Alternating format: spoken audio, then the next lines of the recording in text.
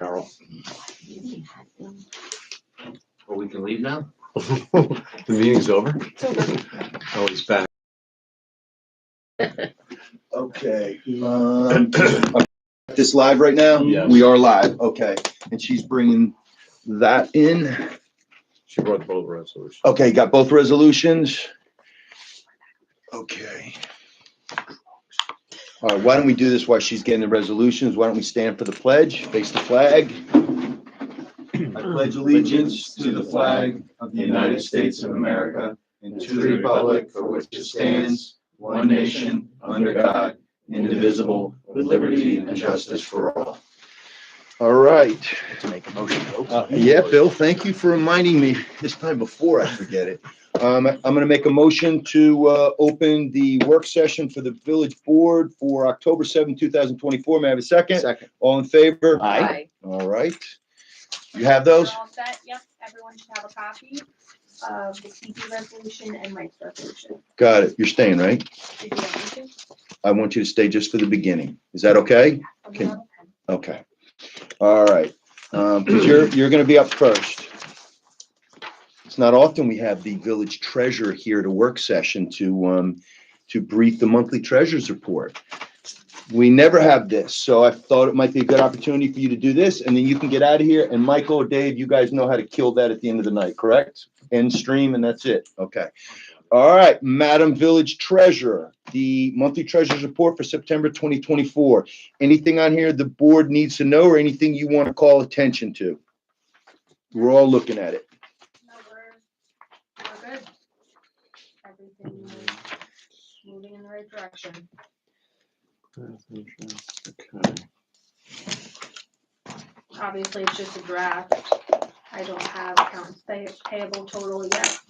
Okay, because This is an early meeting. okay.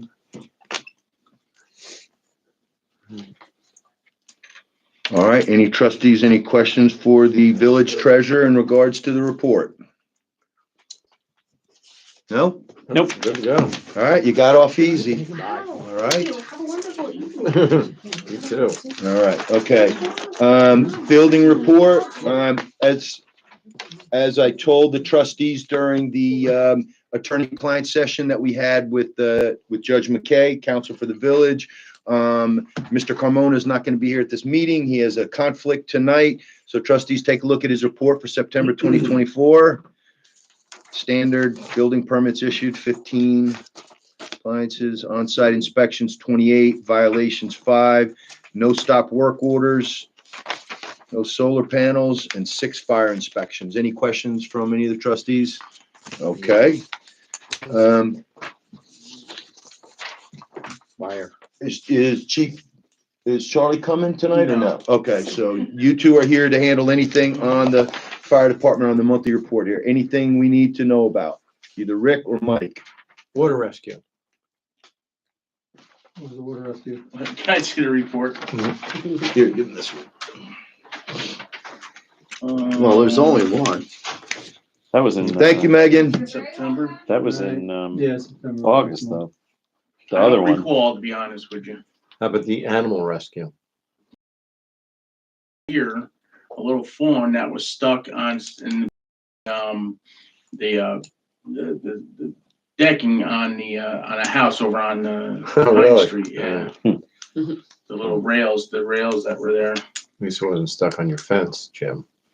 Yeah, that did not go out well. That was not well. Oh my Can God. recall that. Don't even do it. I know. Okay. I'll just say, since we're live, I accosted a deer that was eating some of the begonias or whatever over at the funeral home. I walked over to it. No, but obviously it's been being fed because I walked over to it and could have gotten its name. This was I was standing here and I said, "Go," and it went. But don't feed deer. That's all I'm Yeah, saying. well, that's the issue we'll talk about next in regards to bears. All right, anything else for Chair of the Fire Commission or for the Assistant Chief?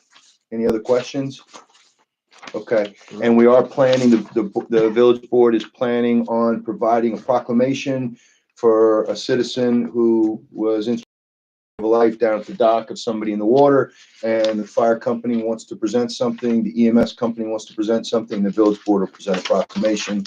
That would be first thing at the village board meeting, the business meeting on the 21st, followed by, while I have your attention, I am inviting the Cornwall cleanup crew in, and the village board will officially recognize them for their selfless service now and their official status as a not-for-profit, and all their efforts to make the village and these parts around cleaner and nicer.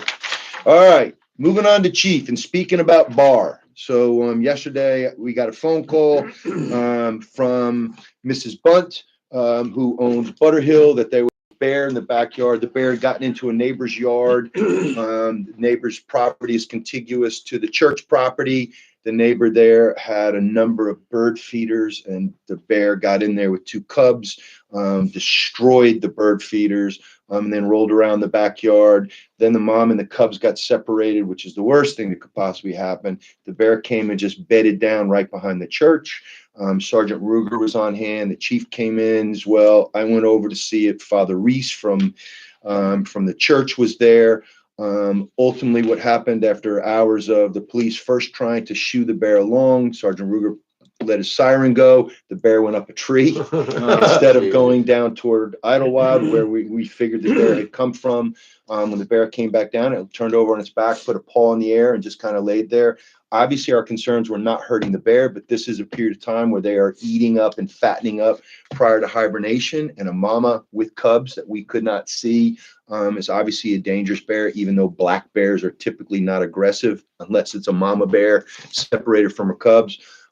So Chief was surprised. A phone call was placed to the DEC. The DEC actually showed up on a Sunday with less than lethal, which is something they use, which are basically like what police use for protests and riots, where you use like a rubber bullet or a bean bag.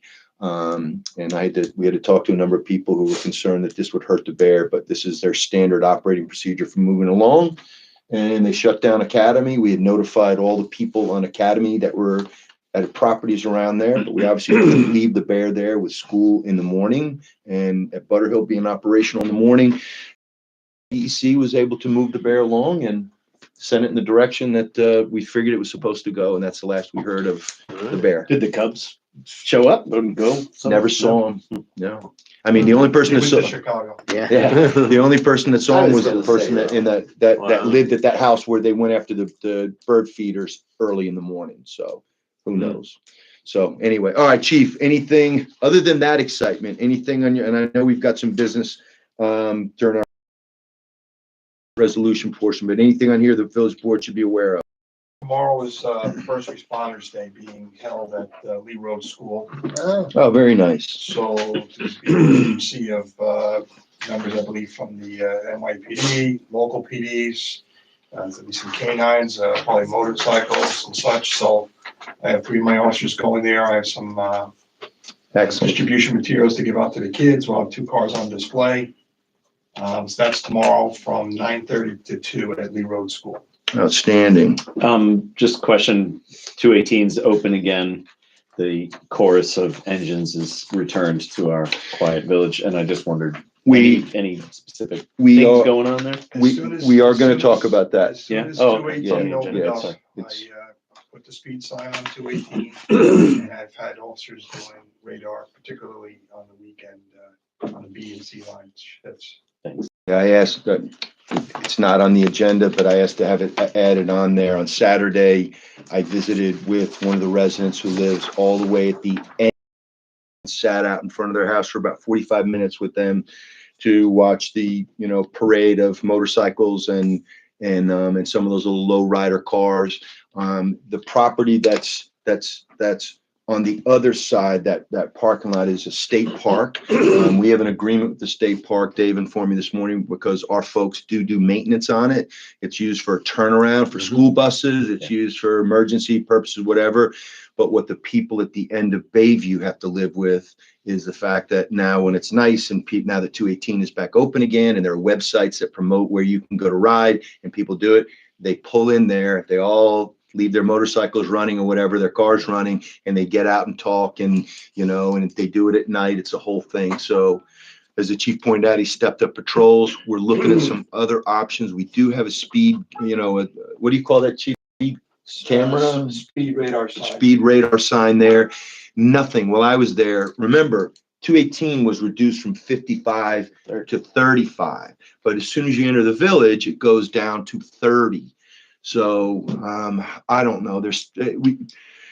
We were talking about a whole bunch of things, from like rumble strips, you know, like you have when you're coming down 9W toward the traffic circle at Bear Mountain.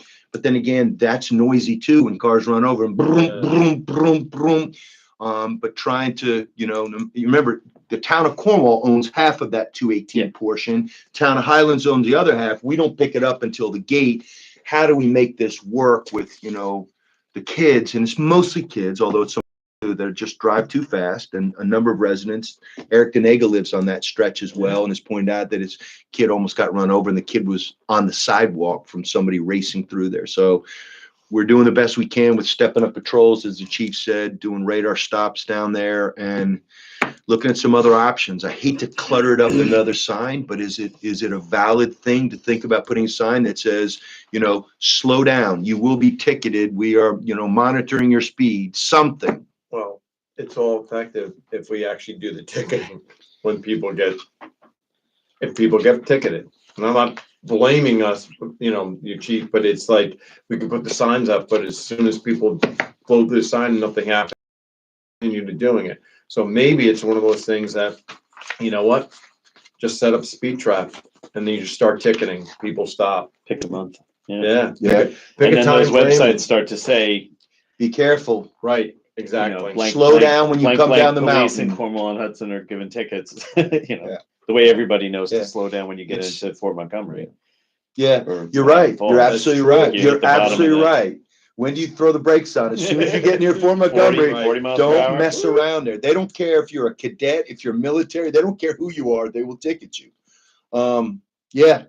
I mean, I understand the sense about moving to the new, you know, look, you know, it's not going to close anytime soon. And this is something to consider too. 9W is going to go to one lane soon. All that traffic is going to get Yeah. rerouted to 218. So if you ain't seen nothing yet, as far as vehicular traffic through the village, good for businesses. Especially southbound. Well, well, that's why I'm saying maybe we start doing this a little bit sooner rather than later, just to get people used to it.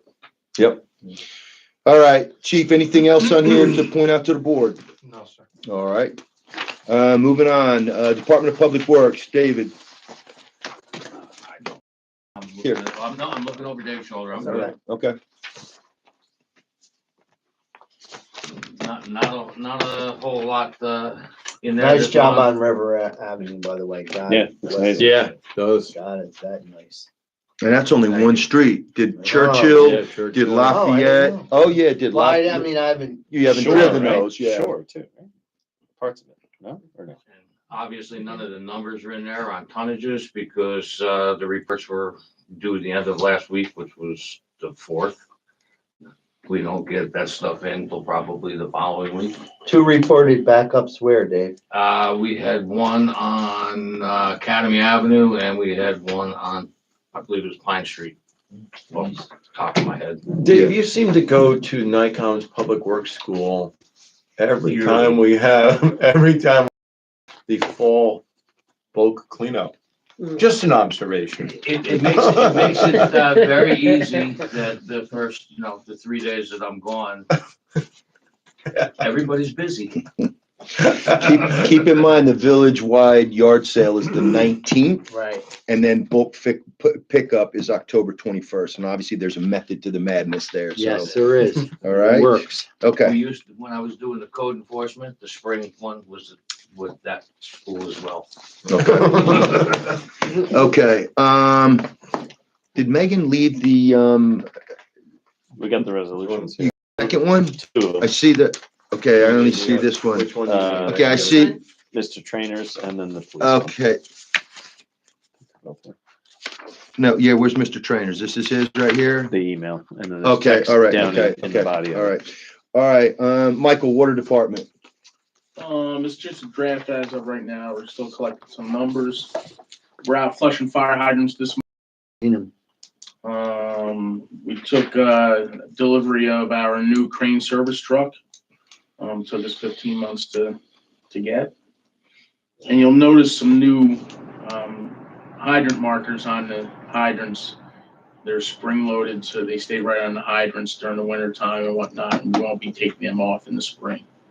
They're attached right to the hydrant. So when you say they're spring loaded, so they've been down and they only Yeah. pop up when you need them up? Okay, Well, no, they stay up all the time, but if the fire department goes to use it, they can bend it down out of their way. out of their way. Yep. Okay, So, all right. Well, that's one less chore to do and yeah. hardy enough to survive the winter, you think? Yeah. Okay. All right, anything else on there? No, that's it. Okay, New Windsor EMS, take a look at that. We are still in negotiations, obviously, for the new deal with them. Obviously, much more imperative for the town because it has to be budgeted and their budget goes into effect on January 1st. That we strike with them, which will begin July 1st, has to be built into the budget. But you can see the calls there and response times and I don't have any questions. If anybody else doesn't. I'd be curious to know why, and pleased to see and curious why call volume is decreased. That's interesting. Well, you got to remember too, they're not responding into the city of Newburgh Right. anymore. So That's what that he said took off a last. big, Yeah. yeah. That's why he advised last month. Right. That it's It's actually the town revenue of Newburgh. decrease. I'm sorry, town of Newburgh. Doing fewer calls into the city of Newburgh, you told me too, but you're right, the town of Newburgh. now has their own ALS paramedic service. Okay, When you call 8100 automatic switches over to 900. all right. Chief, Depends on what time. how are you? Anything to add? We've already gone through the fire department stuff. You had your capable chair here as well as your assistant chief. One question, what was the water When they're gonna have something.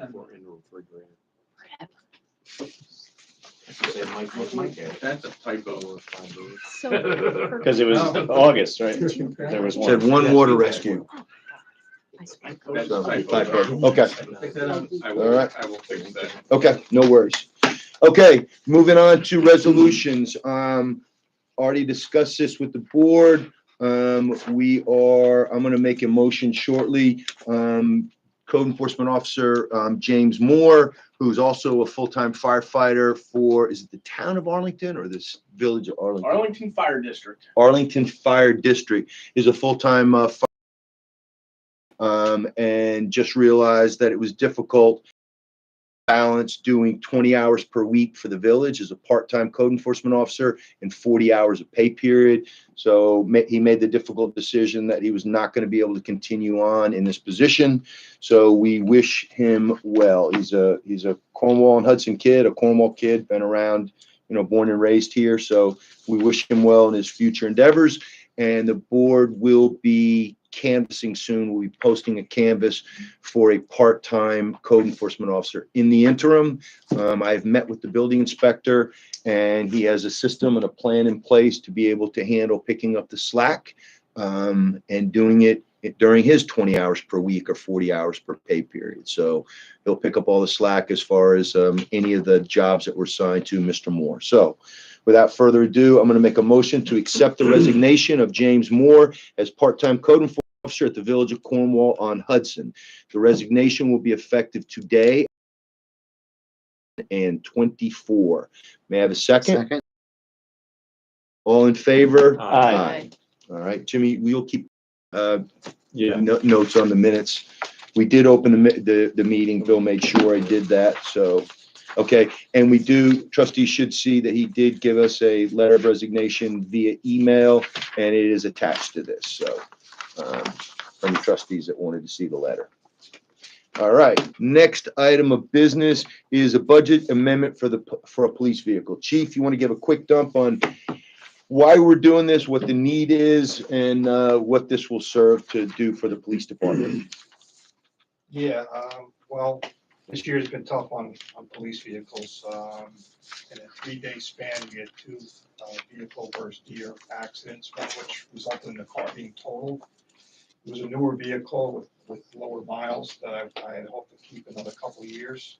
The other one has some cosmetic damage and the quality to get that rectified.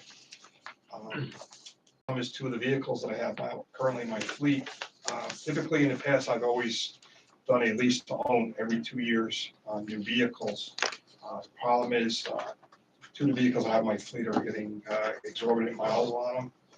And I don't know how much longer they'll be able to last per se. So I just don't want to get caught behind the 8 ball and have another newer vehicle in the fleet. This way then I could go back to doing my every 2 year lease to own program that I did in the past. All right.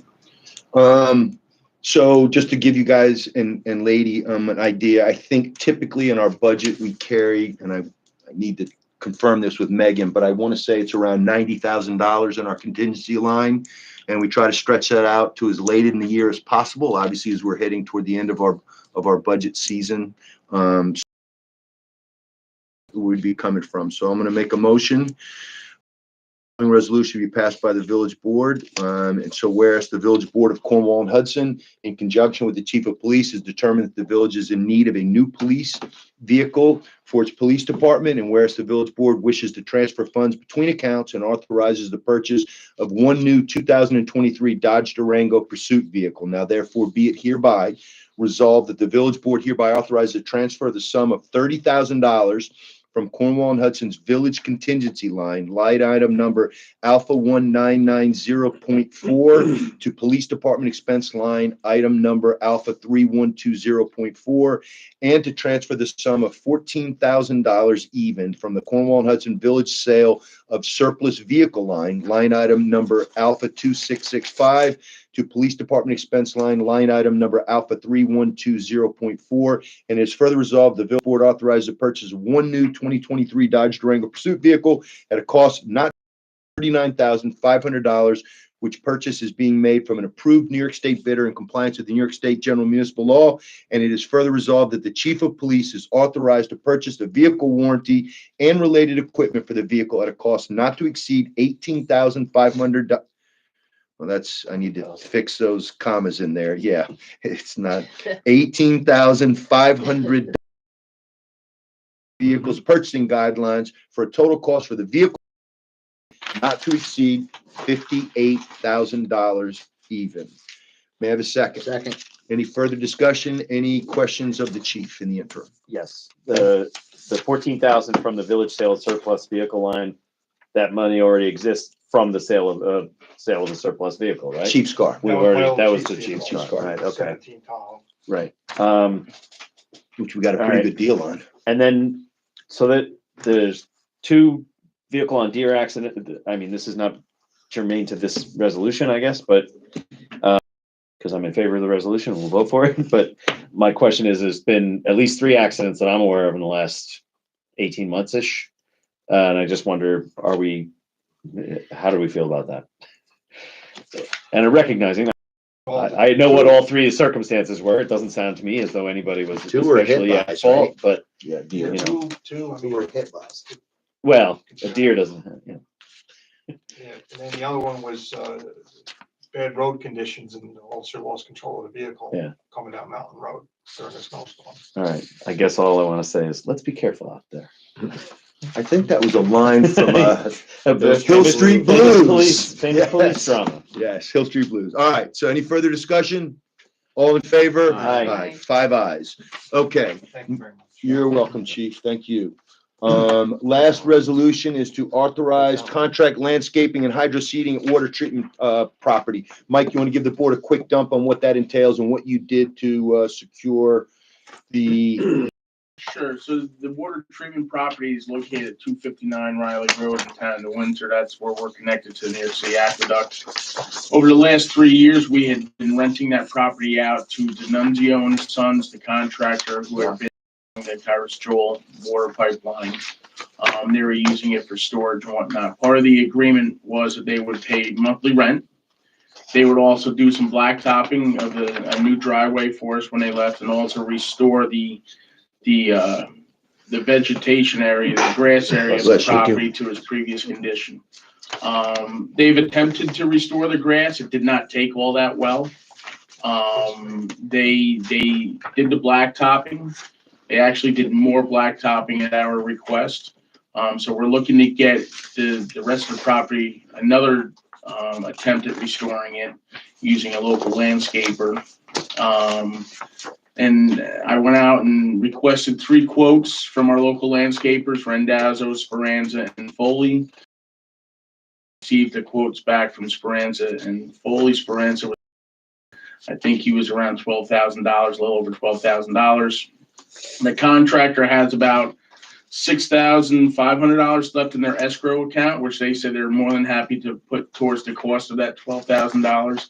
And then we would just pick up the remaining amount to get that restored back to the condition it was before they started using it. Like I said, they made an initial effort, it just didn't take, for No whatever water. reason, Yeah. so How long were they staged there, Mike?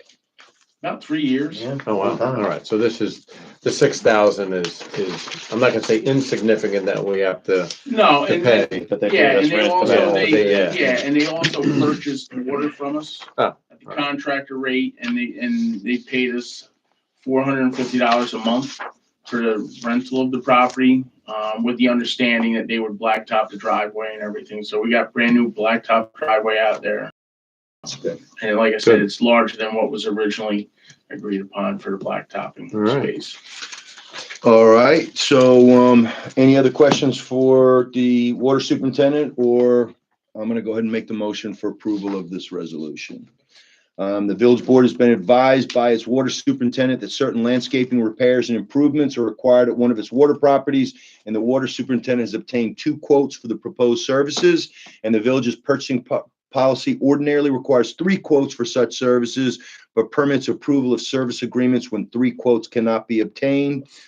Now therefore it is hereby resolved that the village board hereby authorizes the mayor to enter into an agreement for landscaping services with Speranza Landscaping at the quoted price of $12,015.00. May I have a second? Second. Further discussion? All in favor? Aye. All right. Moving on. So that takes care of the resolution. Okay. You should have something in your stack. I know I trade some emails with the board and the water superintendent and council regarding water rates. So the big part of this is the fact that we still continue to pay property taxes for the water facilities that we have that are inside the town. And we still continue to pay school taxes for those properties as well, because there are property taxes levied there, which permits the school to charge school taxes. For the town, it works out to be an average of $31,000 per year. For the school district, it works out to be approximately $157,000 per year. You do the math, it gets close to $200,000 per year that's paid out of the water fund. So it's paid out of the water system. It's not paid out of the village's budget. It's paid out of the water fund. But going forward, we have appealed across the last couple of years, talking to attorneys for the school system, talking to the town supervisor, who obviously talks to his council, and he's talked to his council and council. So one with the S and one with the C, in regards to allowing the town to consider exempting those properties. My argument has long been that so long as we're providing services to the town, we deliver water to them. We own the water system and the school system. We deliver water to them. We own the infrastructure and we deliver water to them. We should have those properties exempted. It happens in many municipalities. I'll use a close one, as in the city of Newburgh and the town of Newburgh, as one prime example. Also, the Orange County every year asks us if we want our water properties exempted from county taxes. The village obviously responds back immediately with, absolutely, please do so. So this is going to drag on because there seems to be a concern that another municipality may then be able to challenge and ask for a similar water infrastructure that they have within the town of Cornwall. So there's a couple ways of going about this. If we can convince, and this morning, myself, Superintendent Trainer, and met this morning just to kind of talk through this and see where we were on things, so that Josh was positioned to be able to go back to his council and to his council and talk to them and try to get a position on it. If we cannot get them to agree to exempt those properties, and every year, I think it's actually in April when that letter gets sent. You know, we send a letter to them asking them to exempt the properties. They take a council vote in 30 seconds and deny us that exemption. So the village board is the water authority by code and by authority. It's in the actual title. So we get to set water rates. So I asked the water superintendent to crunch the numbers, and obviously we don't want to, it's punishment, but we don't want to seek to get restitution from the town for money charging us for when the school district is. So looking at the numbers, to consider rate increases. We already charged the town $16 per 1,000 gallons. The village rate is $12 per 1,000 gallons. The school district has been afforded the town rate for their facilities in the town, the village rate for their 2 facilities that are located within the village of Cornwall and Hudson. So we're in the early on stages of kind of talking this through with the school system and with the town, and I will keep everybody in the loop on this. Michael, thank you. I just I saw that Megan put these numbers in here where you did the workups. I asked Mike to kind of give us a workup because I sent the Cornwall Local article that was in last week's Cornwall Local regarding Highland Falls, that has a water system and provides water to the town of Highlands, the village of Highland Falls, and the town of Fort Montgomery. Or is it the village of Fort Montgomery? Town of Highlands. Town of Highlands. So Fort Montgomery is inside the town of, and just providing the board with these numbers so you can see what their rate costs are. So Mike, as I look at this, obviously it's easy for us to understand because we're charging village residents $12 per 1,000 gallons, town residents $16 per 1,000 gallons. Because Highland Falls does it differently and does it at a higher number, they do it for 5,000 gallons. How does that relate? So does that number, that doesn't equate to $12, right? No, so in the town of Highlands and Highland Falls, they bill a minimum fee. Number one, they bill twice a year rather than 6 times a year. So in the village of Highland Falls, they currently are billing their customers $95, whether you use 1,000 gallons of water or 5,000 gallons of water. Up to Okay. 5,000. Up to, yes, you're Okay. getting that $95. And in the town of Highlands, they bill their customers, I think it's $161 161. for the first 5,000 gallons, whether you use it or you don't. Okay. And then after Residential, commercial, all the Yep. same. And then after that, rate per 1,000, they have $4 and something per 1,000. And the other thing to note in there is in the town of Highlands, they add a surcharge to the bill because the town of Highlands is actually responsible for their own water mains. Whereas We're responsible for all the water mains. Correct. Michael, I know we did this exercise a year or so ago. Do you remember when we compare our water rates with other local contiguous community water rates? Where do we stand on that with what we charge per 1,000 gallons? So the one that sticks out in my mind is the village and town of Warwick. The village of Warwick charges the town of Warwick the exact same rate that we do, $16 per 1,000 to the town residents. What do they charge village residents? I'm not quite sure. Got I it. don't recall that. Okay. Anybody charge more than $16 that, you know, off the top of your I head? don't know off the top of my head. It's all very subjective to how, you see how they have it set up there. The town of New Windsor, they may have a lower water rate, but they also pay property taxes into a water district All right. that covers their capital improvement. So it's all very different every community you go to. Question came up today regarding backup supply. So they reported that the town of New Windsor has struck a deal with the village of Karai Joel to sell water. This was about a year ago. In fact, I think they actually signed it in November of last year. That would have been 2023, October, November timeframe, right before the election, I believe. And they sold water to the village of KJ at a rate of $9.16 per 1,000 gallons. It might have been a little over $10. there was some service Administrative fee. administrative fee, but the rate was $9.16. I don't know why they added it, but you're right, it did take it to just over 10. They just struck another deal with the village of KJ, and everything up to and including an additional 500,000 gallons per day, which takes them up to 1 million gallons per day. But the second 500,000 at the rate of $20 per thousand Somewhere around gallons. that. Yeah. Okay. Yeah, I'm just curious as to how that works out with what they're charging residents, but you and I will talk offline about that. So anyway, that just kind of gives you an idea on this. I make the argument this way. We have a water property in the town of New Windsor.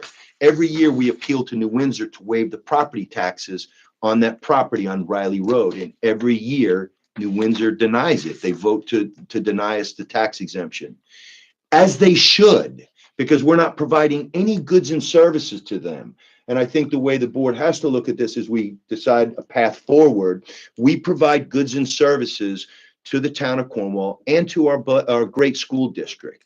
And yet we're not being afforded the courtesy of an exemption on those properties where we're delivering water to their residents, constituents, students. So that's the argument. So we're trying to work something out, some type of deal to make that happen. I'm doing this in advance of when this usually comes down, which is in April, so that we can work through the grind of dealing with our attorneys and figuring out what's legal and what makes sense, and allow their counsel to discuss this and allow our board to discuss this.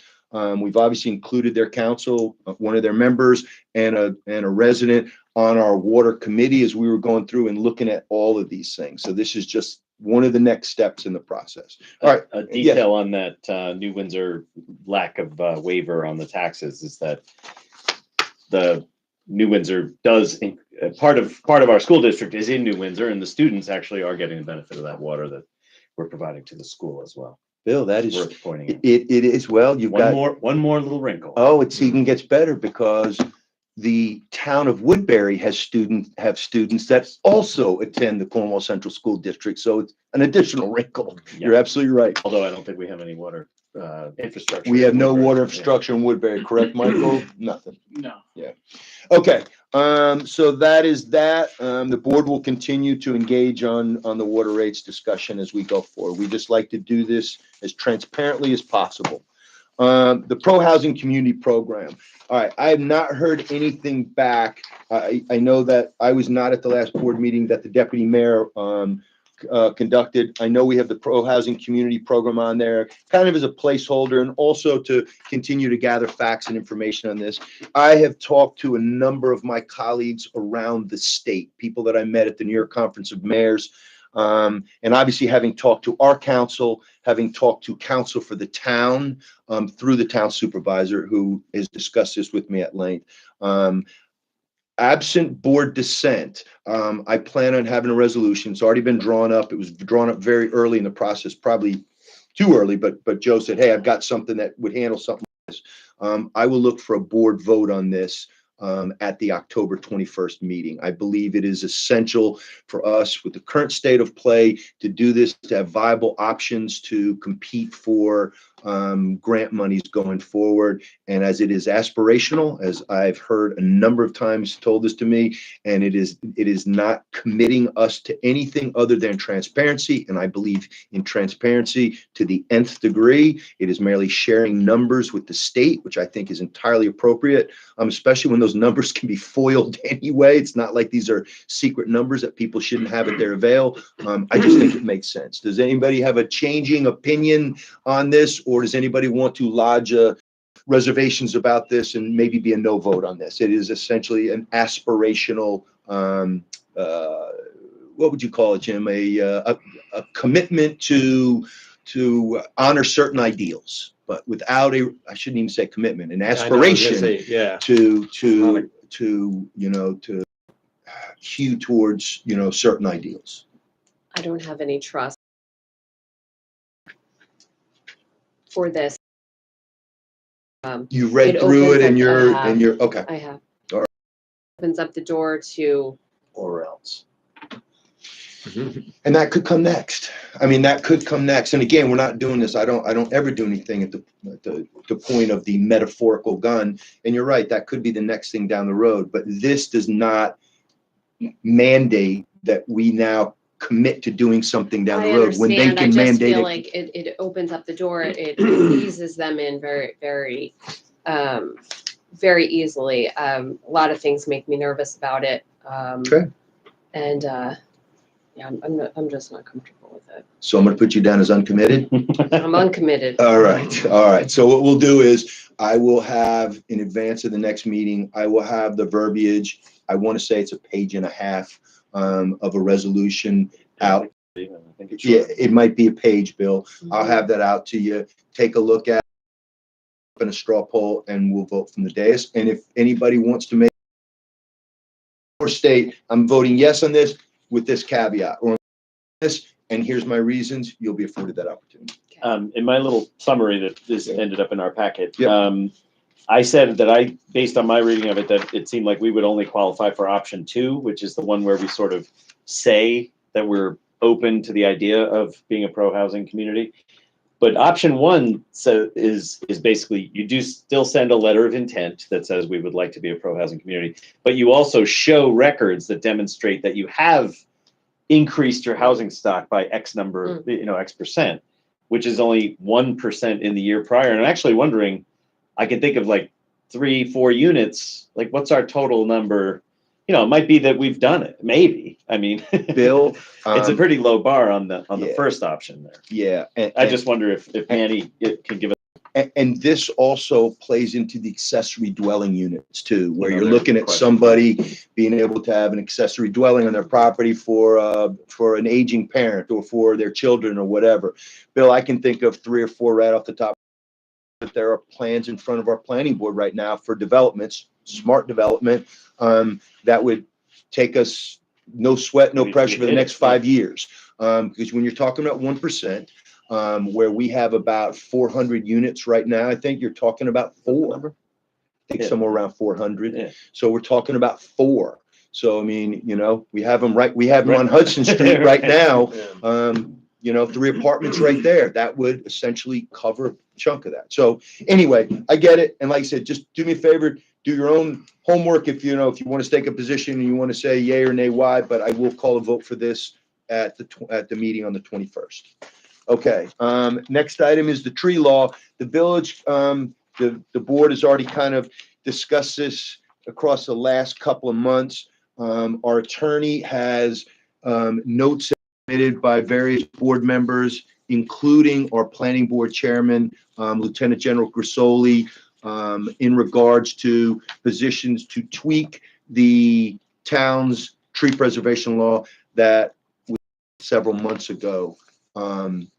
Our council has made some changes to it that were focused on the village. One of the things that our building inspector brought up at the superintendent's meeting this morning that I had, he would like us to consider and ask that, he be given a week or so. He wants to add something in there, which we have the public hearing extended. I know the deputy mayor did that at the meeting last month. He left it open, so it's still open. But one of the considerations, people are fearful of us mandating or prohibiting activities on their own property. And this is specifically not directed at single family or 2-family homes within the village. Now, recent buildings have, recent development has gone on single family property where a significant amount of trees were taken down. So the question becomes, do we want to in the future?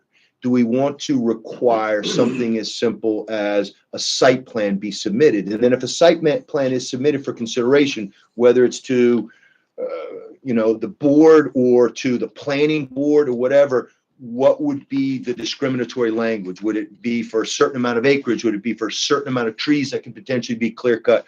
What would be the parameters? I mean, am I hitting that right, Jim? Yeah. Bill? Yeah. Lord Beth?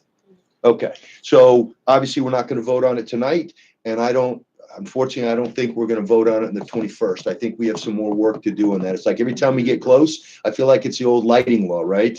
It's every time we get close, then something else okay. So that's that. All right, next item of business. David, I'm going to ask for your help on this one. One of the first laws we put into place, I think after I got elected mayor in 2021, was that there were complaints on Churchill Street, which is the street that runs adjacent to River Avenue. So it is connected by Idlewild. And what is that? Spruce, Dave, underneath it? Yes. And Spruce. It is a very narrow street. I'm proud to say that, that Dave's crews handled paving that in this last swath of paving that took care of Lafayette, River Avenue, Churchill. What else, Dave? Washington, Elvis, Taylor. Washington, Elpis, and Taylor. The issue is the street is so narrow, and that some of the families whose homes open up on River Avenue have access to a driveway on the backside that opens up on Churchill. People were concerned about trying to get out of their driveways, especially when it snows, and not having anywhere to turn around when there's cars parked there. But of course, no good deed goes unpunished. As soon as we put the no parking in there, some of the residents then complain that now it's restrictive and they can't have family members come over, friends can't park there, and things like that. David, what was your recommendation this morning? After and looking at what you'd like to accomplish, to repeal the law. A 250-foot street with 3 different no parking zones on it. Think of it this way, Jim. I came in passing a law and I'm leaving repealing the same No, law. It gets better. Oh, no, it It gets doesn't. better. Think of this as your dog law. We can reinstate the dog law. Which was the only sensible thing to do. We have to reinstate the dog law. Oh, man. Bring it Thank God I saved us all from the dog law. There's parking at the top. And then we added the no parking up. So there was a small area in the Very small. middle that allowed for parking. They want to add another parking down just a little further. That's the lady. It would be like who- having 3 stop signs. That's the lady Right. who addressed us about being able to park in her. Well, it I'm would sorry. be, I guess you have to sign it in, and you can't just, And you also have to Gotta remember it's follow a the one-way code. street. right, but you can't just yellow lines on part, white lines to designate the 5 spots where you can park. for No, instance. because the police have to have signage in order to issue To tickets okay. and enforce. Yeah. And the signs have to be of correct height and Yeah. positioning. and so literally it would be putting, because you can't park 25 feet to a stop sign, Dave. Can't park 25 feet to a stop sign. So you put one sign up there that tells you no parking from here to corner. Then they wanted 2 parking spots essentially left there so that, and I get the issues and problems. Some of the people there have a driveway that'll only fit 1 car. Who in today's day and age only has 1 car in most instances, especially where you got kids at the house? I think So- there were horse parking spots on it. What's that, Dave? I don't remember. I don't recall at this time. Did you park your horse over Horses can park. Yes. So anyway, and then you've got other driveways on the other side that you've got to be cognizant of with people not parking butted up against either end of it. And so it just would be a series of signs, no parking, parking, no parking, no parking, whatever. I don't know. I hate to say this, and maybe we consider this, and maybe somebody hears this and comes in and cries bloody murder, that they don't want that change. But I almost think going back to what we had before, leaving 1 no parking sign, no parking from here to the corner where the stop sign is on Spruce, and leave it alone. And where did that no parking begin? Was it the whole street? No, the last I have 25. to, we have to pull It the was just code the up. end.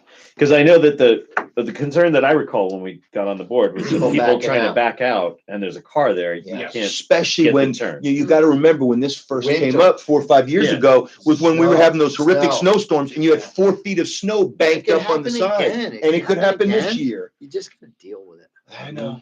All right. So anyway, I'm going to keep this open for right now. On as a placeholder, we'll discuss it. We'll make it as well. Bottom line is to repeal it, we'd have to have a public hearing. Right. Correct? And Okay. certified All right. state. Yeah, I love it. All right. I'm an effective legislator. I invoked the law or invoked the law and then I repealed it on my way out. All right. So anyway, we'll discuss that. Okay. Next order of business, Michael, Fish Solutions summary. I wanted Mike to give a quick dump, or as quick as you can, Mike. I understand Yep. there's a lot of details to it in regards to cybersecurity for the village. And obviously the village is in a much different state than, what I'm used to, like in the FBI, where you had, top secret, secret, you had all these different classification, no foreign, all these different classifications. In the village, generally speaking, unless it's personnel issue that you have a right to privacy on, there's no classified information per se. However, we have undergone a number of phishing attacks and hack attempts, where somebody tries to get you to open an email on here and then spams. It is something we need to be concerned about. Anything suspicious on a village machine should not be opened. It should not be. You can always make a phone call to New Windsor IT and ask them about that. And they help us when there's something that comes in that's questionable. But in regards to this, Fish Solutions, Michael, they're located in Newburgh, correct? Town of New Windsor. Town of New Windsor, that's right. They're in the old ambulance corps The place. old, On mobile 9W, light. right past Plum Yes, Point. they just moved in there. So, anyway, they came in, provided this. Mike, I'll turn it over to you. Yep. So Fish Solutions, they came in, they worked with New Windsor IT. They went out, they did site visits to all the village facilities, looked at all the information technology that's installed in those facilities. They did an assessment. They scored apparently the way that they scored, it's on a scale of 0 to 100. Anything below a 50 means the organization is well below compliance standard. We scored a 44. So they've offered up many solutions to help increase that score, and to start implementing them.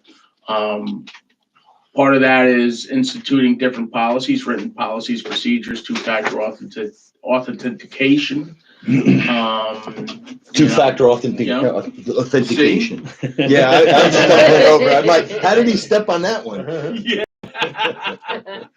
A simple thing is, not sharing passwords. What if you have a village-owned phone, what you can use that for and stuff like that. Nobody on the village board has a phone. I didn't take a phone from the village. I used my own personal one. Anybody else has a phone? All right, superintendents all have phones, obviously, village clerk and as such, and all of our. Mike, how many of our employees that work here? Only the leaders, only the bosses have them? 2 leaders? Yeah, and then I have 2 in the water. You got 2 in the water. Chief, what about you? The Sergeant Ruger doesn't have one? Should we offer him one? Is that something that you think is worthwhile?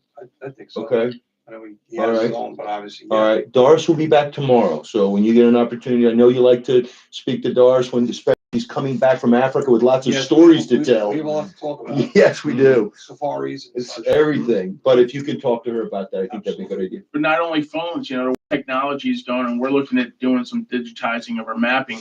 There's going to be tablets out there that the guys are going to be having in their work trucks. Yeah. Stuff like that are going to be Wi-Fi enabled. Would these be ruggedized ones? Yeah, I'm guessing, because you guys yeah, are out on work They sites. will be. So, we can look no further than the city of Newburgh, who was recently hacked, I think 2 months ago, 3 months Shut ago. operations down for 2 days. Yeah. It didn't affect their critical infrastructure operations. That still kept going, but it shut down City Hall. A lot of the business software and stuff was could have been hacked into. I don't know what the actual details were, but so it's something I think the village has to look into. I've asked Fish Solutions to give me some costs on what it would be for them to help us bring our compliance up, and work with New Windsor IT to make that happen. My question to the board is, I know that we entertained the idea of RFPing all the critical positions to the village: lawyer, engineer, auditor, excavation company, plumber, electrician. Who am I forgetting? What else, Dave, Mike, anything else? Okay. The IT services that we get from New Windsor, but reasonably happy with how things are going, but is this something that we should consider exploring an RFP on and seeing whether or not, we could get more services or get something else out of a deal with them? And again, I don't know them. I know that Mike, they gave a nice presentation. They And did, and they may not be. They're not the only. only act in town, but maybe to look at something that, possibly going forward. What's everybody else doing? What's everybody else? Well, Well, I'm saying that's something we can find out too. yeah, yeah. This fish audit was of the village's endpoints, basically, right? But a lot of that depends on New Windsor IT, right? Correct. So like so did they pay for any part of the consultation, or was this, I guess, are they responsible for the security infrastructure that we're So using? Or like, how does it play together? Part of the impetus for this was, the water system as well as much of the public works in entirety is part of the 16 critical infrastructure Yeah. that the federal government has identified. The water system has to have a cyber assessment completed every 5 years, and it has to be reviewed and updated annually. That's what brought us to Fish, because he has the security credentials that allows him to qualify to do that assessment. Did New Windsor IT have any, skin in the game in terms of paying for it? No, this is at our request.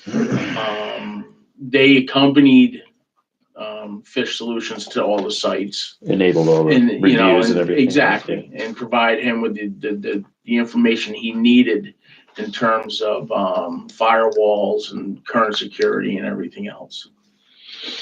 Okay. Thank you. All right. If you haven't had a chance to take a look at this, it is worth going through, and there are a few things in there that I might have a question and didn't understand, but it's pretty easy to understand. It didn't get too wonky or too, tied up in language that we would not understand. So, those of us that are not in the We're business. leaning towards doing an RFP. Well, I'm just saying it is a consideration. I mean, it's a service that they provide, but they also provide IT service, and maybe we just look and see what the cost is and what they offer. But if we're going to do an RFP, we talked about it last year. We talked about it so close to the reorg meeting, it made it impossible because you weren't going to get the RFPs in and make a board decision. If we're going to do that, we should be fair and do it across all platforms for all the positions, and then just set our sights on grinding through it and make a determination so that at the April 7th meeting, which is our reorg meeting in 2025, we know who we're appointing. So, all right. Seems like some of the remediations are things that we can actually do, but others aren't. Yeah. They're out of our hands, right? I mean, so. But our infrastructure, Mike, they said was woefully out of date. And I've heard that many times about our mainframe. Every time we have problems with the mainframe, well, mainframes after 5 years become obsolete.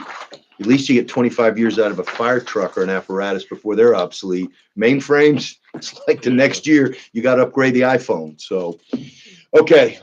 Next order of business, administrative assistance for the fire department. And since the chair of the fire commission is here, Rick, and you had reached out to me, I wanted to tell you, we had a hazardous mitigation meeting up at town hall that Kurt Hahn, our OEM coordinator, who finally has a budget, by the way, called. And obviously we needed to update our plan. So, I'm used to dealing with crisis response plans or continuity of operations plans on the federal side. You have a hazardous mitigation plan for the county that we have to submit. It was so old, it still had Brendan Coyne as the mayor and Dick Randazzo as the supervisor listed on there. That's low hanging fruit, but there were just a lot of other things that needed to be updated. We're going through the process now of updating that. I'm just giving you the heads up. We have another meeting in another week. I'm going to host it here and try to button this thing up for the county. The county is demanding that we get it in, and we want to make sure that we're in compliance because most of the stuff is outdated. We're adjusting some things, obviously, as the state of play changes in crisis response and consequence management. But I'll go further into that at the November meeting, which brings me to this because I asked our engineer to be there, and Jason came. And Rick, one of the things Rick had asked me was, hey, I know that almost 2 years ago when you came down to the firehouse, and the chief at the time, I don't remember which one of you guys was the chief at the time, but it asked us to come take a look at some of these. When I say cracks, I mean fissures or chasms would probably be a better descriptor of them, where the cement block, the cinder blocks join together. Now, we all know that the firehouse was built 1970, what? 1978. 1978. It was built on fill. So the original building was there, and then obviously they extended it out where the apparatus bays are, but it was built on fill. 1978, 88, 98, 2008. So we're talking almost 40 years. That has settled enough where the cracks on the concrete floor, and then you've got these fissures in there. When Manny went to take a look at it, he said that these are violations, that these are, these are safety violations. They need to be looked at. Now, prior to this, there had already been some of these little engineering gauges that had been put there to monitor some of the cracks closer to the old part of the building. I'm sure you guys call it something different, but the older building, they were to measure that. But there's some on the back wall, there's some up top that are even bigger and that don't have those on there. So I asked Jason to come in, went down there, and obviously Dave, since he manages that facility now, from the DPW side, to take a look at it. Jason came and said, yeah, I mean, it's not a safety hazard. So, okay, we don't need to unoccupy the building, and we're not putting firefighters in danger by going there. And he gave us some options and some ideas and some things to do. I mean, depending on cost, from taking it down and rebuilding it to moving it somewhere that's not on fill. Some of them more logical and more plausible, and others that weren't. The bottom line is we didn't have a report filled out. So we have nothing to close that out. So I saw Jason, Rick, and told him that I'm going to ask him to come back and provide us a written, whether he wants to use his assessment from before, but I want him to come and reevaluate it, since it's been 18 months, Chief? How long it's been? February of 2023 was February 20. May's. So that's essentially a year and a half. So I would want him to do another assessment of that. And I know this guy's going to stay on top of me and make sure that happens. So Rick, you're going to touch base with me later in this week, and I'm going to have Jason come out, and I'll just work it out with you and the chief when we can go there again. I'd like to do it when Manny's there. I don't think it's necessary as long as I have the engineer there, and Manny's already filed the report, but I want him to give us another look at it to say, no, this looks worse than it was the last time. We need to do something different. So, and I believe you also, before that report would come out, also wanted to do some testing to see what is actually happening with the soils. And they haven't done any testing, have they? Yeah. Okay. That'll be my follow-up. You and I will talk again about that. The second piece that the chair of the fire commission brought up, that was the first piece. Obviously, safety is the leader in this. The second piece was in regards to a request for administrative assistance for the fire department. So do you want to talk about it, or the chief? And Chief Miley, Rick and I did talk about this together. So the board understands too, and these are all legitimate things, and these are all things that need to happen. These are all time-consuming things. How did we do this before? Because you're looking for some help coming out of the village, whether it's somebody hired or I give this to somebody already on the village payroll and say, you are now responsible for doing this. Right. So there's two answers to your question. How did we do this before? One question is, back in 1978, when that building was built, we didn't. All of our administrative work was writing down the fire calls in a single book. And we still have those books. They're hardbound. But times have changed and things have been added on. When I started firefighting, we didn't wear bunker pants. We jumped up on a fire truck, grabbed a pair of rubber boots off the top and threw on a coat and hope it fit. Now we have much, much better gear, but it needs to be maintained and it needs to go out for servicing, and we need people tracking it. We have, it was supposed to happen this year, an ISO inspection, and maybe it still will. There's a few months left, but the ISO inspection is going to look at our records, look at our training records. It's all paperwork.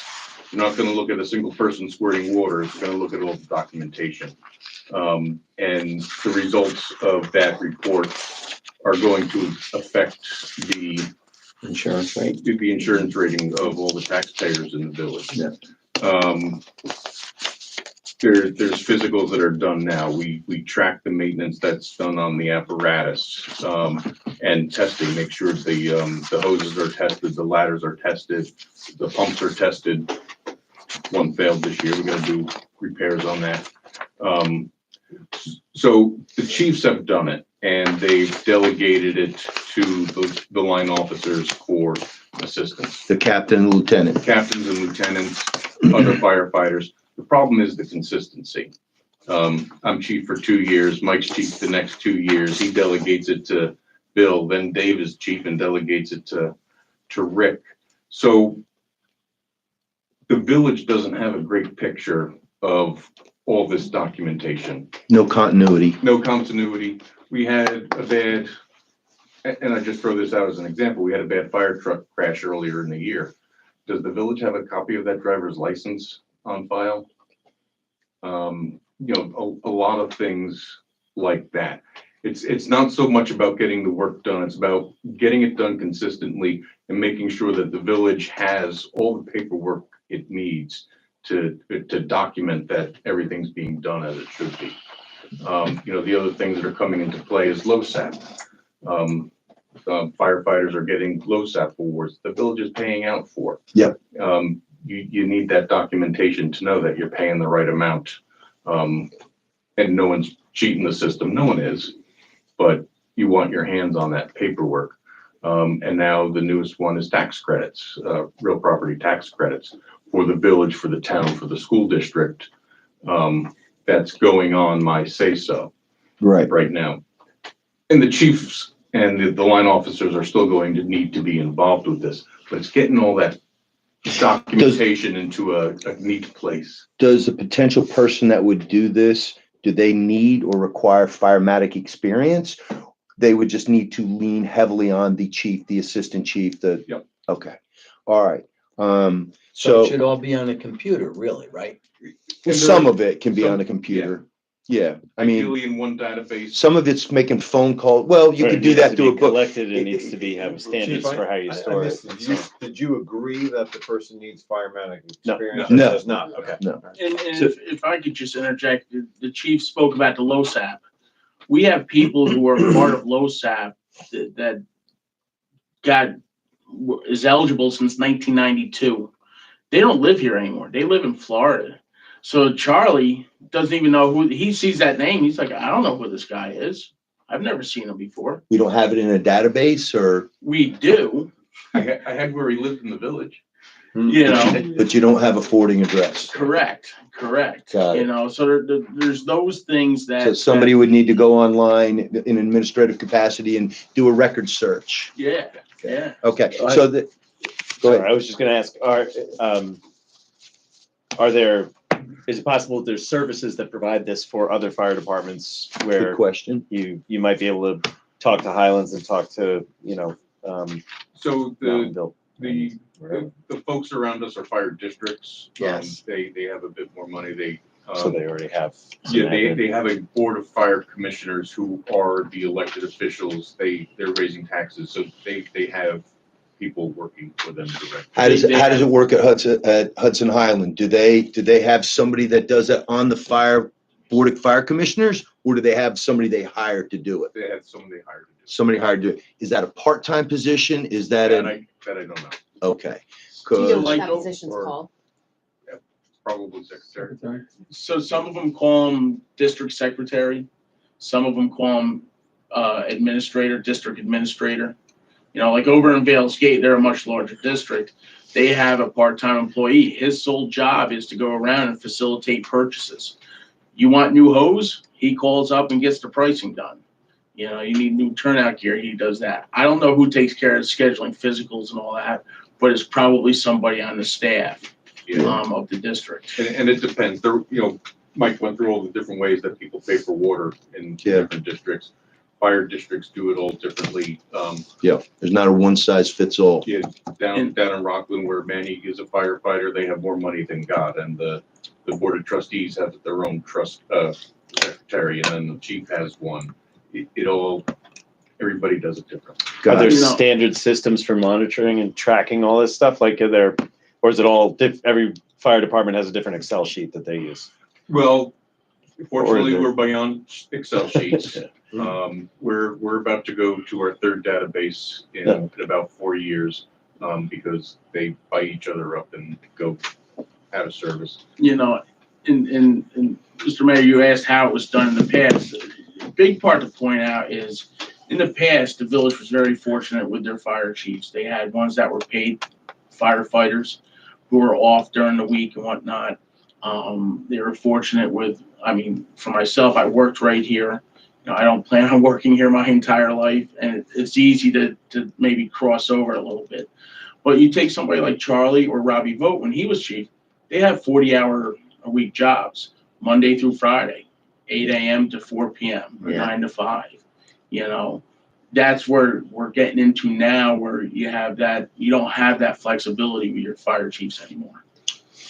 So there was, as Rick and I were talking about when he came in and pitched me on this, we're two ways. One is, do we have somebody currently employed by the village that this could be given as an additional duty? As I hear you explain this and the duties on here, and as I look at things, so since I've been here in this position since 2021, we have hired 1.5 people. So Stephanie down at the water department is a full-time position we did not have before. That's one person.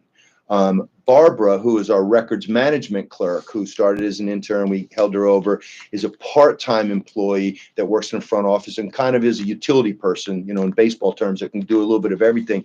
But she's half a person because she's here, she's only here 20 hours per week. So I have 1.5 people. And as I'm looking at that, I'm going, with what I've asked them to do, the village is saving money by having Megan serve in the role as treasurer, but also be deputy village clerk.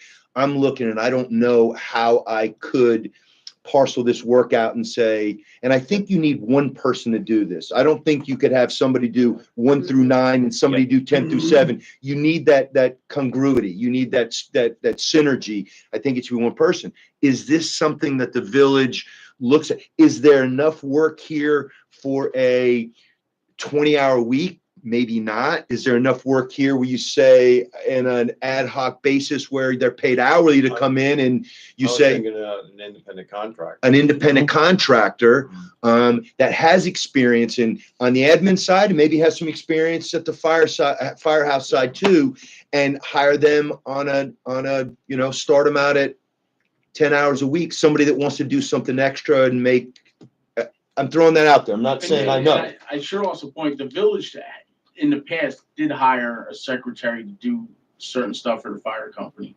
When Jeff Armitage was chief, he had a paid secretary, if you will, that would enter all the incident reports and stuff into Why did we do away with that? I don't know. Okay. All right. I So don't know. what I need to do is ask Paula then on how we've had that set up on payroll before, because I'm assuming obviously it was paid out through the deputy village treasurer's office. That's the only place it would come out of. Ask her that. And then how many hours per week to find somebody reasonable to do this, how many hours a week would you say would be necessary? Probably somewhere between 10 and 20. Between 10 and 20 hours per week? Initially, to get it set Yeah, up, it's I gonna would need say. to ramp it up. You're gonna. Yeah, it's a lot. gonna yeah, take It's a lot It's of gonna take a while. And then once- after that, it can, 17 individual things they have to All right, and that's the learn ones that we. deal with. It's hard for me Yeah. to say because we do it catch as catch can. We've never. Right. Got it. I mean, the village is still saving money because we have not, exploited the fact that we have a budget line for a grants writer. And we have exploited the fact that we have a treasurer that we're still paying essentially a stipend to do a job that I think was budgeted between $30,000 and $40,000. We actually have a treasurer position, a full-time treasurer position that would be open, that we could hire somebody in. Not that I'm saying that that's what we would do, that's what we would spend. I mean, is this something that we would want to post? I mean, I guess the first thing I would need would be a written job description. And this is a beautiful place to start, but a written job description that we could post. Is that something that I could ask from the board, or? If you can give us one, a admin assistant one to build off of and use that. Yeah, I think we can find something from the county human resources, or we can reach out to another district that has one. Yeah, Yeah. just to give me something workable that I could post, Charlie. Absolutely. I mean, that stuff we could add in, but just to be consistent with the Yeah, other that- positions in the village. Well, that's. Oh, I see what you're saying. You're saying, say like a template for how we would post for a clerical position here.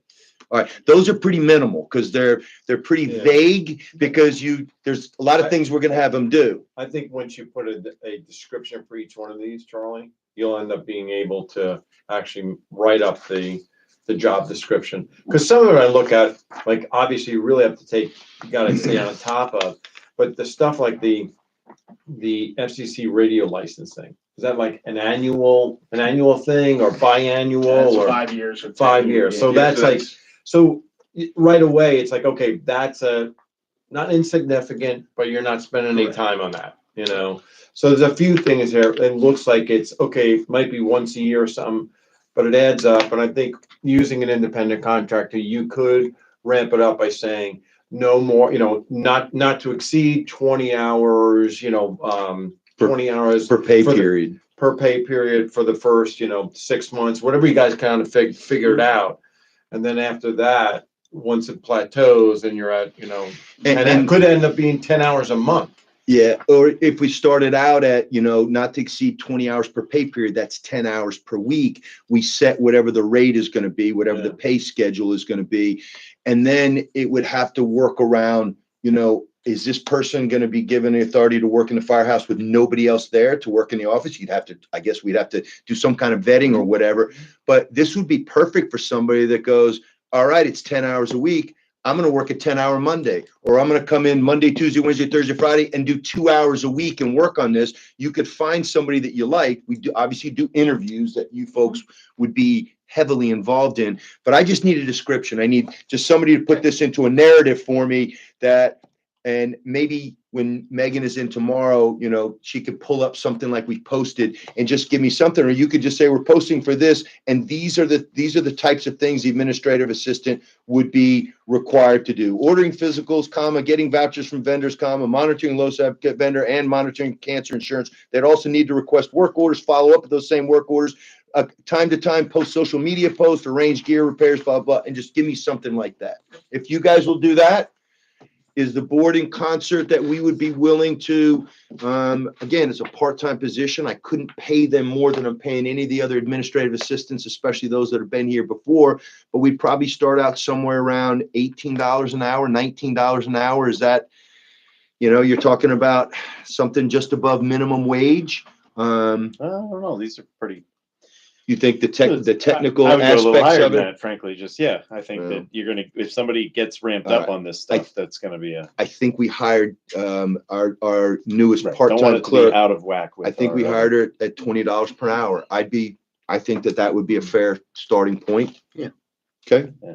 All right. So if I can get that from you guys, and I think Megan or Doris, when she gets back tomorrow, would be a perfect place to say, hey, give me an example of what the village has posted when they're trying to hire an administrative assistant or something like that. And I think you just got the village board to agree to hiring somebody part-time as a contractor for 20 hours per pay period to start. And if it looks like it's not enough time and they're overwhelmed, and you folks will know that better than we can tailor that. We'll come up with a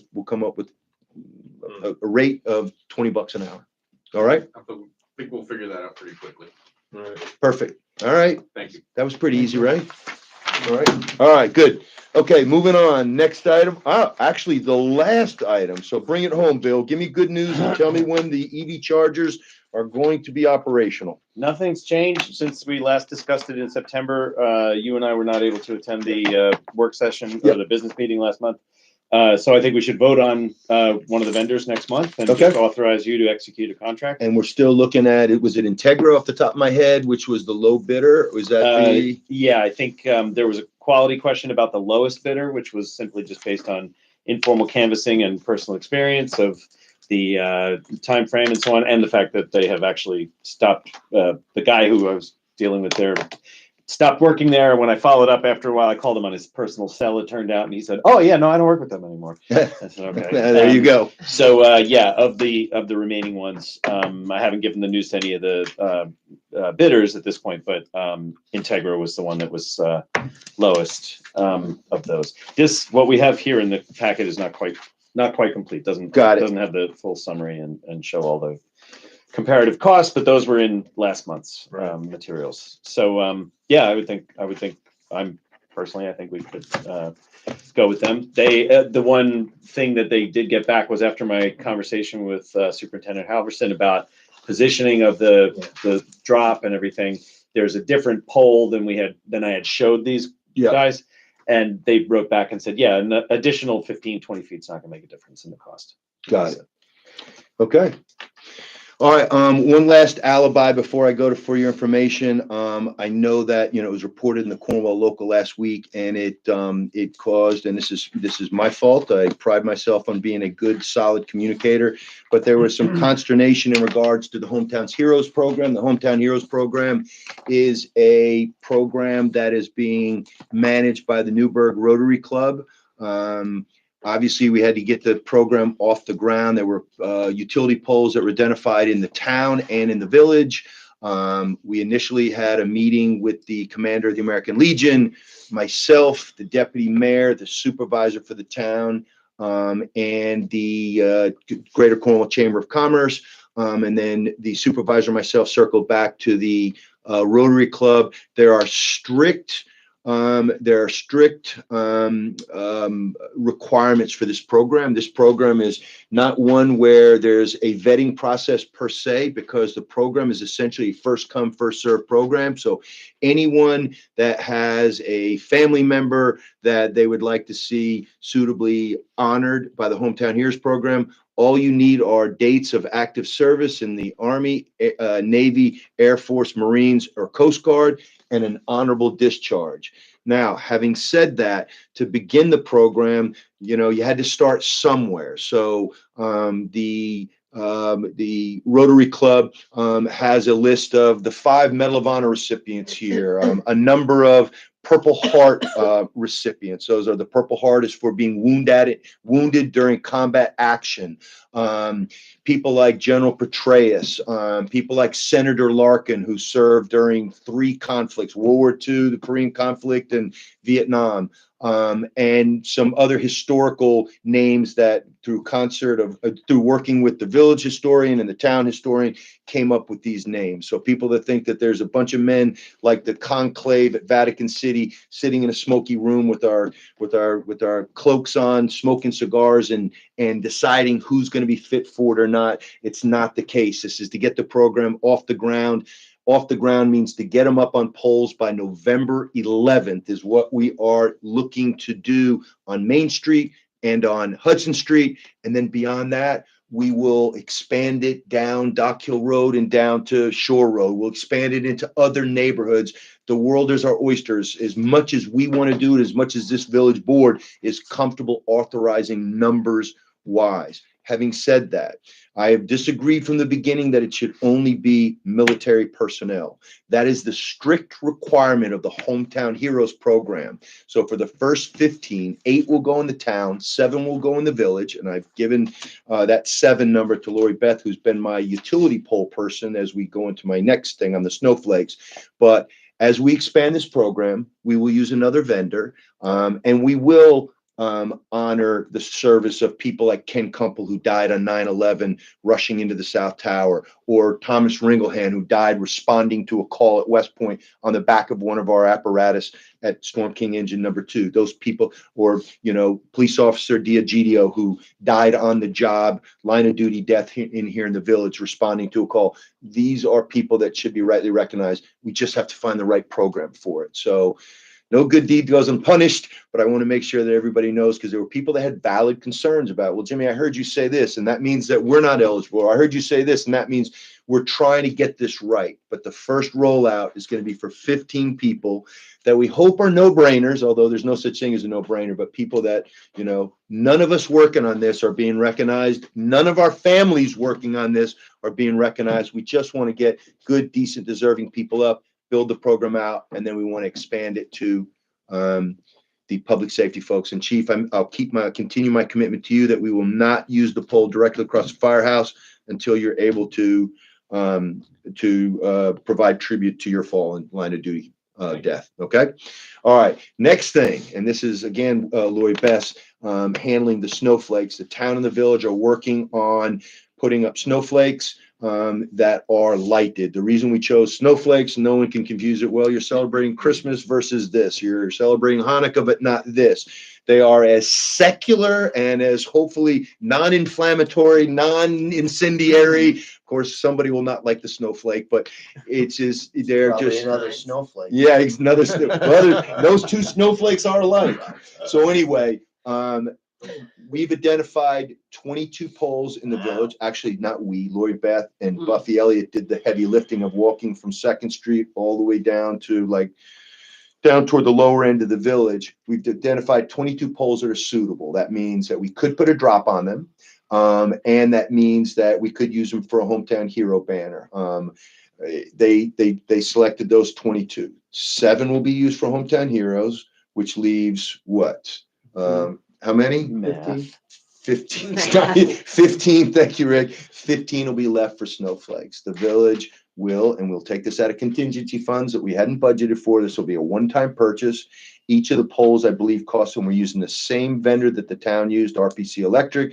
I believe each pole is $1,000 or $11 to wire it. They'll have to get up on a bucket truck. They've also offered to Dave help out. I talked to Ray and said, if Dave needs help with a bucket truck, I got him. So we could put up the poles for the banners for Hometown Heroes go on. But we will try to, I told Lori Beth, I'm leaving it to her to identify the poles, make it look nice.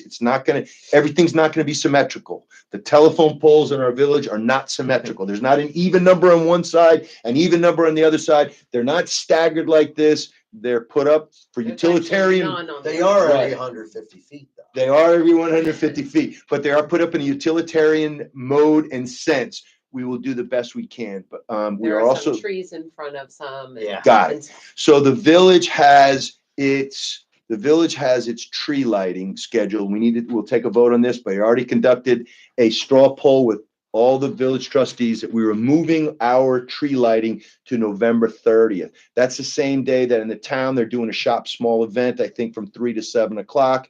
Later that afternoon, our folks, the Cornwall Youth Committee is going to be involved. The Cornwall Special Events Committee is going to be involved. They've got events for kids and stuff, but it's going to be a big day. I think there's something going on at Munger Cottage, the crafts or art stuff Phyllis Murphy was telling me is going to be at Munger Cottage that day. A lot going on. The town's tree lighting is on the 8th, so the following week. And what I'm suggesting is that I don't know if having another event, I know there's some people talking about when we do the lighting of the snowflakes, I think that we should do them in concert with the town. If we do it on November 30th, we're going to do it before the town does it. I think we should do it together, make it a separate thing, but maybe not make an event. I think we'll be evented out, but I know people want to do some caroling or do some whatever. They're going to come up with a plan, but do it midweek between our tree lighting and the town's tree lighting. So we wouldn't light our snowflakes until the midweek or whatever date we settle on that's going to connect the. I see you looking at me with that. Oh, no, it just seems like we're overthinking that particular bit. Bill, And I understand that the phone rings and it doesn't Yes, ring at it my does. house, it rings in your. It does. But anyway, Lord Beth, what am I forgetting on snowflakes? Or I know Ray is set to do the drops when we need it. We have the money set aside for that. There were things in our budget that we didn't spend money on. We'll move money from contingency to cover this. We're paying the exact same amount of money for the snowflakes, which we will keep. Dave, you're going to have to find a place to store those. You and Mike can work it out either at the municipal water building up here or down below, but they'll have to be stored somewhere. The farm, there's another option. So what did I miss or leave out in all that? No, everything is moving smoothly. She's actually done the heavy lifting with dealing with Central Hudson. We know how difficult those Central Hudson I'm guys having can a be. great time with Central Hudson. Yeah. Whoa, wait, everything- that has never been said before. Write it down. Oh, they have good We're- people in there. Yeah, Some everybody's people are working good. really hard, and today we have all the approvals for the banner poles. And we already have the snowflakes have been delivered. Where are They have they? a home. Where are they? None of your business. Oh, Oh, apparently there's a storage place. in there. yeah, I understand. All right. The less I know, the better. They're in the way. They're in the They're in your garage. way. Yeah, so everything's going smoothly. Yeah, and trying to think about coordinating a lighting of all the snowflakes at the same time, where that would be, what that would look like. That's a don't hard know. one for me to wrap my head around, but, I thought If the we could make easiest, it- I thought the easiest thing to do would be just to Next throw thing the you know, switch Dave, at, you'll be doing to throw the switch at the same time in both places, and then say to people, hey, at 6:30 or 5:30, whatever time it's dark that night that we decide to do it, they'll be thrown on so you can drive the strip. And our restaurants are open and their restaurants are open. That sounds Stop like a in. big deal. Like Bill Rather- says, let's low key that Let's, one. rather than make it another event. But I do know that there were some talking about there was carolers some and, talk, so we'll see. and coffee or Well, cocoa and. Maybe you could sing a little bit. Yeah. Ooh. All right, so that, well, you don't want to hear me No, no. While sing. you're on the Christmas and holiday. Oh, Dave, you're gonna bring up my, my choo-choo train? No. Oh, I'm gonna okay. Bring up the, tree at the bandstand. Who's doing it this year? Who did it Because last year? everything that's on there needs to come off, Why does it all need to come off? because And why don't we take that off afterwards? Why do we leave it up year round if you're gonna tell me that all those lights that we put on last year are now no good? well, there was a problem. They strung the lights around and then they had extra and they draped them down. They draped them down and then they went around, so No, it they is, draped them- They went around first. they and went then around draped them first down, and then draped And you can't reach the top of the tree without a bucket truck. without a bucket truck. And we used a bucket truck last year from New Windsor, if I remember, you called and Yes, got there it. was- There was Can't some, reach it with a And ladder. Eugene's guys did the wrap of it, as I recall, correct? Can't reach it Yes. with a fire truck? well, no, they did what they could reach from the ground. Right. That's all they did. No. And then I had to get somebody to come in and do the top, and then they draped the blinds down. Well, Okay, there's a bunch of broken strands in the tree, okay. so you're gonna spend, Happens every year. They test Forever. every each light. Okay, well, this is something that we're gonna have to put our heads together, Dave, and come up with a solution. well, And that's why I'm putting and- it out there now. You now, gotta who determine paid, who- didn't Donations. Pepitini's, no, didn't the Pipelos pay for the lights last year? And then Eugene's folks did help out with that. But was that something from Louis and Julie that they paid for the lights I or some think of the they paid lights? for a portion of it. Yeah. And Yeah, well, I can guarantee you that Elizabeth's gonna want the nutcrackers back out there. We have the train that Jocelyn Calabretta donated to the village. There's no place for it in front of Village Hall, and you know I'm gonna have this lit up like Christmas Vacation again. But we thought it best to put the train down there, maybe behind where the menorah is and the tree, like on River I Avenue. think that's a good idea. Yeah, so it's not blocking the tree, it's Yeah. not blocking the creche, it's not blocking the menorah, it'll be behind it. We can, have Tommy put some lights or something on it. We'll do it up. But Dave, thank you for bringing it up. That's something you and I need to talk about, and maybe with the fire department and something that's gotta be decided pretty soon. pretty quickly, because yeah. It's October. And November 30th is the date, so we need to have it done before then. Okay, all right, let me go down real quick. October 8th, Fire Commission meeting, 6 PM in the village boardroom, sir? Okay, October 14th, village offices are closed. That's next Monday for Columbus Day. October 15th, 7 PM, planning board meeting in the village boardroom in the back. October 19th, as we said before, the village-wide yard sale. October 21st is the village fall bulk cleanup. October 21st is also the village board meeting, so it's 2 weeks from tonight in the village boardroom. And then October 26th, there is a movie planned. It has not been decided on what the movie is just yet. It's going to be decided by a poll that's going to be conducted online by our Cornwall Special Events Committee, and it will be at the firehouse. So it's going to be a pretty cool event there. And thanks to Mike and Dominic, who are and to Mike's wife and son, who did all the Sherpa work to get that screen set up and prepared for the Barbie movie that we played at the farm, because it got rained out the last time you folks from the Cornwall Youth Committee tried to do it down at the riverfront. And thank you to Lori Beth Paleota and the Cornwall Youth Committee for doing a great job of the color run, which I think was by all descriptions a success. I think, what do we have? Dave worked out, maybe we had about 300 people at the farm during the peak. How many runners did we have, do you think? Chief, any idea? Runners? I think we had ballpark? more than 300 You runners. think you did have more than 300? I know there were 260 Wow, that's a lot. I registered mean, we day had- before. Right, that's why I figured we have more. Yeah, But yeah, but thank you to everyone that was there and helped. Dave, The Chief also. DPW, the town, Mike. the village, Mike. Yeah, it was a great event. And I personally, we all really loved the location. It seemed that it was easy for everyone to kind of spread out and we weren't on top of each other, weren't worrying about children running into the road. That was amazing. Yeah. They were just in the woods, well, not the woods, but in that field. The meadow. The I mean, meadow. I didn't see my son for 4 hours, I think. Well, So it was really great. It seemed like everyone had a good time. I didn't hear any complaints. Yeah, the farm has been a wonderful addition to the village. And what Deke has done with making those tables and those rough hewn Yeah, benches came and out stuff, Yeah. and then putting them out there for people to use.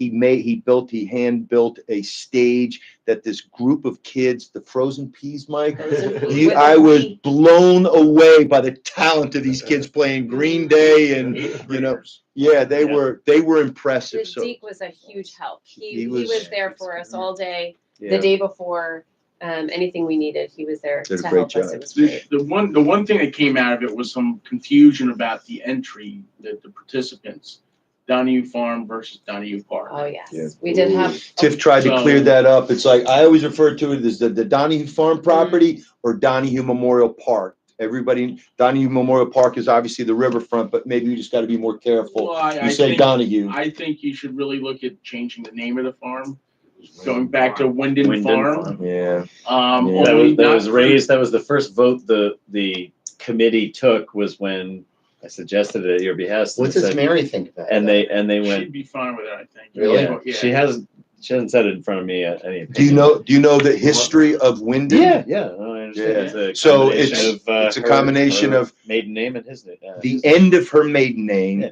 and the first part of Doc Donahue's name. Yeah. So she was probably something like Godwin and he's Donahue, so it Yeah, what became was it? Wyndon. What the win was? Why don't we just In any refer case- to Donahue Riverfront Park, Memorial Park? Well, you could, but the problem that you run into, Since you for said me, is Donahue. emergency services. If somebody's Oh, calling yeah, 911 yeah. here in Donahue. and they say, I'm at Yeah. Donahue Park, Yeah. they don't know a distinction between a riverfront park and a park at the Yeah. farm. Yeah. And did the Yeah. board know this? And Bill, since you're the resident Donahue liaison and resident historian, that I got a visit last week. Actually, they came to visit Kathleen from Mr. and Mrs. Pagenstecker, the offspring of the Pagensteckers, of which Pagenstecker Park, where the original spring that everybody went Right, to for all Cold those Spring. years, yep, is named after. So Right. these were the Yeah. offspring. He was, and obviously he Big married house somebody. on the mountain Right. too. But they owned it. They Real wanted to big go house. see the farm, and we're Real like, big Donahue house. Farm. They owned, but before Donahue Farm was Donahue Farm, it was owned by the Pagensteckers. Yeah, I think there was, and I don't know what officially constitutes a patent. Somebody else might know in this room, but I think there was a Pagenstecker patent, wasn't there? That was a big land grant, I think, was to that family name from the Mm, yeah. 1700s, I believe. But pretty interesting to meet Yeah. them, and they came back to look at some of the village history stuff. All right, let's go around the table. Jim, I'll leave it for a couple of weeks. okay, Bill, Ditto, but I did attend the most recent Donahue committee meeting spanning both Donahue properties. And they thanked the board for the work, certainly at the farm and for everything else. They raised several issues. Dave's going to send it. I took a list as we spoke, but Dave's going to send a list that I'll forward to the board just of requests and updates and things like that. But lots going on. Those guys are very active. They've done, the events that they've worked on, and then also the community gardens, fantastic. And they had a really good season. They had a harvest dinner for the people who did the garden, and apparently that went really well as well. So awesome. Dave, Good. Lori Beth, I'm good. last thing, alibi, Bill just remind me because you mentioned Dave work. Last Friday, Dave Halverson and I met with Nicole from the Cornwall Conservation Advisory Council to look at the town village line sign, trying to get this project started. I don't know if we're going to get plannings done this fall, although Nicole said you can do it up to November 1st. But I think what we've agreed to do is Dave Halverson is looking at some of these stones for these discrete, they wanted to use natural stones. It would have been very tough to do. And obviously we're looking at easier maintenance, but to build these 2 raised beds about 17 inches up, Dave, somewhere in that neighborhood, 10 feet out by maybe 3 feet, 3 feet wide. And then we're actually going to set that up this fall. whether we get the plantings done or not for the pollinators, we'll probably wait till the spring unless there's some seeds we can put in that'll germinate and come out in the spring. But as far as putting in butterfly bushes and that kind of stuff, we'll wait. We will use compost from the farm property. So we're reusing things for sustainability purposes. And then we'll put a little topsoil on the top, and those two things running out the side, you'll now be able to sit around the sign. You'll have the little walkway and the pad there, and then the pollinator garden in two discrete raised flower beds. I had to talk to Josh because everything to one side of the sign belongs to the town. I told him that we would handle it. This is something that we had agreed to take on, and this will be our first, foray into the pollinator court. What is it called? The pollinator corridor that's going to run through the village and the town. And I think we have like 1.2 or $3 million set aside from the New York Ford money that's going to go towards. That was a question that persistently came up in the Donahue meeting, was the New York Forward. Is there any more sense of a timeline? None. As Josh and I lamented when I saw him on Saturday at the race, we were told by Labor Day. And then we were told, well, we're going to push it back. You'll have it by September 1. Then it was October 1, and we haven't heard anything. So, I think if I had to sit back and look at what the Department of State, who manages this program with contractors, I think them trying to do this every year is too unwieldy. They are so engrossed right now with the village of Montgomery and the village of Highland Falls, as they're a year behind us in the process, and they're dealing with new people that have put in that they've got to select, and they're trying to get us off the ground, and they're still dealing with the people that got it the year before us. I just don't know if they should maybe space it out every 2 years. I know they want to get the money out. They want to get more and more municipalities involved, but no, Bill, to answer your question, we are waiting. I know Josh is discussing with his town council tomorrow night that the first thing we may do is going to be the small project fund, which is $300,000 that'll be spread out between the village and the town. We have to hire somebody. I forget. I think we can use up to $40,000 or $50,000 of that money to manage this. Somebody that would actually be paid to have people solicit for this. You can solicit $10,000, $15,000, $20,000 or whatever for projects for your business that go toward the transformative, catalytic, and synergistic vision for New York State of updating and, making our downtown area a nicer place. That's that. The last thing, any alibis from any department heads? I won't be here tomorrow. You're not going to be here tomorrow. I got to talk to you about something on Deer Hill Road in a Motion minute. to adjourn. Oh, Go ahead. Second. alibi, I'm getting, hi, everybody, all three of you, however many. I'm getting my second hip replaced on November 15th, good for the you. Friday. I'm gonna try and make that, well, this hurts. You saw me try to climb in the back of your little ATV one time. So that's the Friday before our Monday meeting. I'll try to make it this time. I have a friend who now there's like a dare situation because he was up working 3 days later and I was laid out. That's her fast. Yeah, and Bill, if you wanted to, you just wouldn't be able to vote on anything, but you could certainly join by FaceTime. That's for something next like month, though, just so you're aware. that. All right, thank you for that. Dave, you second. Second. All in favor? Aye. Aye. Thank you, everybody. Oh, my God. I won't congratulate him in front of Congratulate him. you. You can congratulate him. Well, I feel like. Oh, I hope so. Is that off? I feel like an asshole. Good for you. Because I got mixed up.